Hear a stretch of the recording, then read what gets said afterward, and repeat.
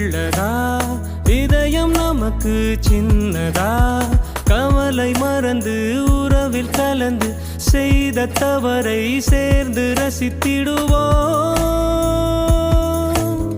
எத்தனை பேருக்கு இப்படி வாழும் வரங்கள் கிடைக்கும்